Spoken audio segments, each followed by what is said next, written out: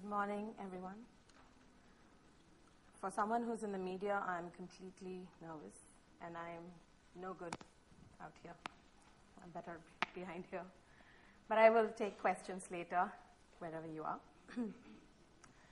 And I spent a good 1 week after I've been invited. Thank you, TEDx, for inviting me. I didn't know I was worth it, although people do call me slightly snooty and snobby or whatever. But being a first time, I wanted to, this is one of the most important platforms because it has people who have come here either for professional enlightenment or just to listen or impart knowledge or brainstorm, think tank, whatever kind of different agenda everybody has when they come to a TEDx conference. And I went through a lot of videos. I wanted to see what kind of people spoke about what kind of things.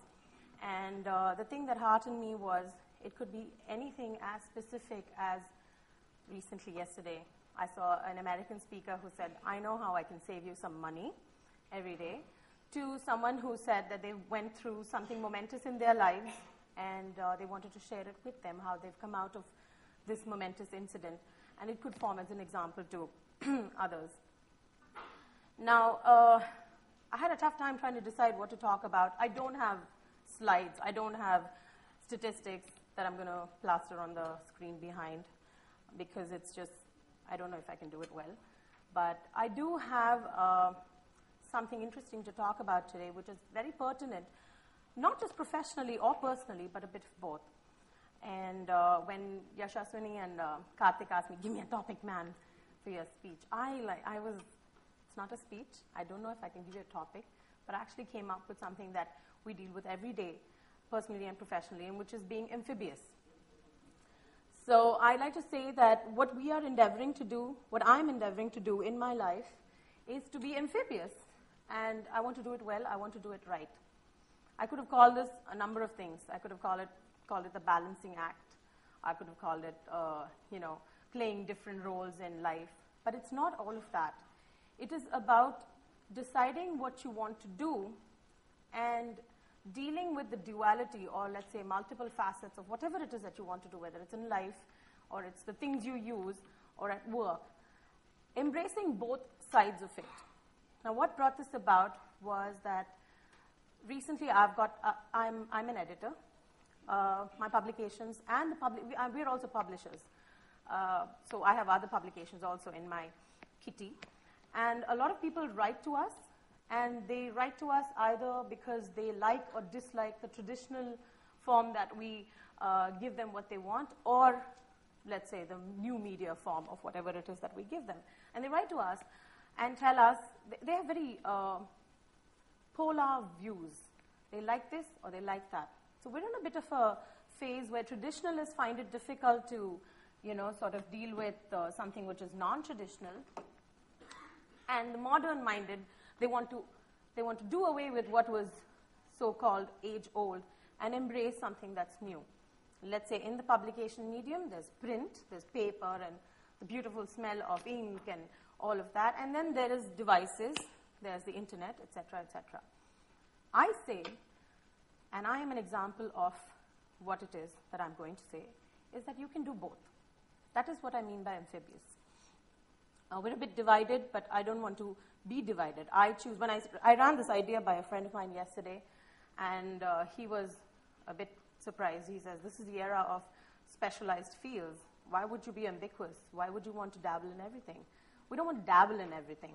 We want to be able to understand that we pick one thing to do, but we embrace all aspects of it.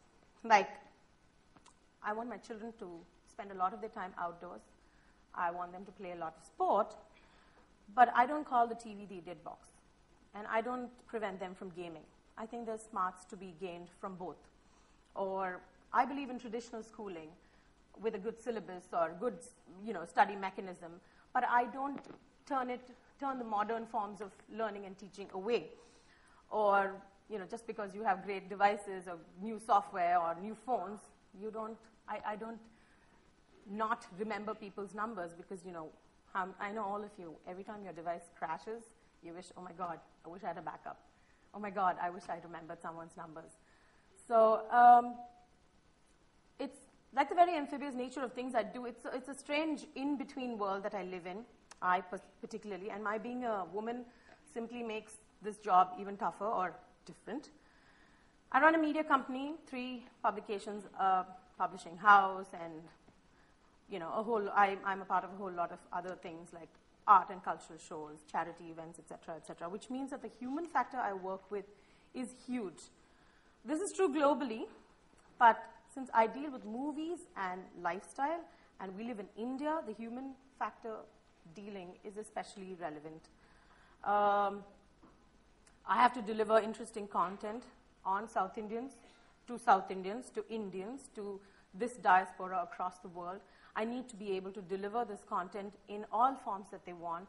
I don't want to stick to one side of things. I don't want only readers who buy, who go to a store when they're having their smoke or a cup of coffee, or when they're browsing a bookstore to buy a print version of my magazine. I do want them to get digital. I don't want this to happen just to my magazines or my publications. I want it across the world. I want people to be able to understand everything that is being offered to them and try and embrace all of it. Yes, you love the smell of print, you love the smell of paper, you love the whole touch and feel. I totally believe in it. But try and think of it on a 3D version. Think of the trees that you might be saving because you don't want to use paper. Whatever. Keep the mind open. Galatta's parent company is essentially a software company. So it means that we do test a lot of our technology onto our own products. And we found that initially, while it was a tough line to walk, it has become, this transition is easy. You do understand that I'm 36 years old. I'm young at heart, people tell me, but I'm also from an era where computers were just being brought out. I recognized and understood the internet only in the late 90s. And I discovered the power of gadgetry and technology inconveniences in life much later. But today, despite all of that, I still love the print medium. I still love to give into the curiosity of different forms of media. I find great future in digital distribution. It's not just publications, it's anything. I think it's a lot relevant to, not relevant, but related to also what Ms. Srivali was also talking about earlier, where you don't eschew what's traditional. You can't eat a digital onion, but you can definitely impart information about, let's say, new crops, new forms of agriculture on a digital platform, which is accessible to not just, the urban elite or the white-collared people or whatever it is, whatever names you want to throw around, but to everyone. Because only when you give it to everyone will you have a small segment of people who will understand and glean something for whatever it is that you're distributing. So 2010 saw a huge surge of handheld devices, the iPad, the Android tablets, Google phone, etc., etc. All of it is not something to be afraid of, because we are not trying to say, I am not trying to say that technology is in and tradition is out. In fact, I'm exactly the opposite. I walk both lines equally. I'm trying to say that wherever it is convenient and better to use digital technology for whatever it is that you want to do, whether you want to read a publication, whether you want to get some information, whether you want to design, go ahead, embrace it. At the same time, remember to translate whatever it is that you're doing onto the real world, the realities of the world, because there is no, it's not a virtual world we live in. Everything virtual with us is only for our own convenience, which is why today sport is not compromised. You cannot compromise. You cannot have digital sport. No matter how much virtual driving or flying a plane you do, you still need to go through your training program for your actual activity. But delivery of content, which is so important because information is power to people, delivery of content should be transitional. It should embrace all forms of media. I completely propagate, I can completely embrace the digital era, and I completely understand that one can't take away the touch and feel factor, the psychological, the emotional factors that are involved in traditional media.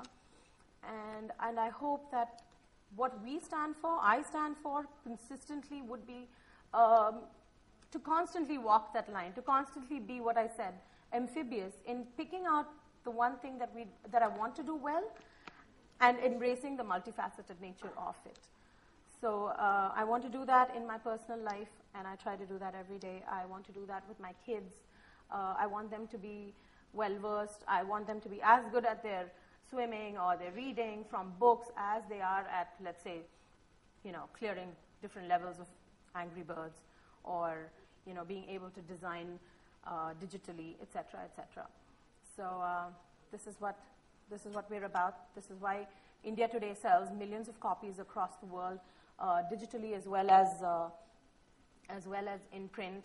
This is why my publication sells a lot. This is why the Wired magazine is used as a perfect example for whether you want traditional media, traditional distribution of content, or as a design sample, or as a digital distribution sample. This is why online stores, publication stores like iBooks or Kindle or Magster, they are able to do so well because they cater to people who want to do everything.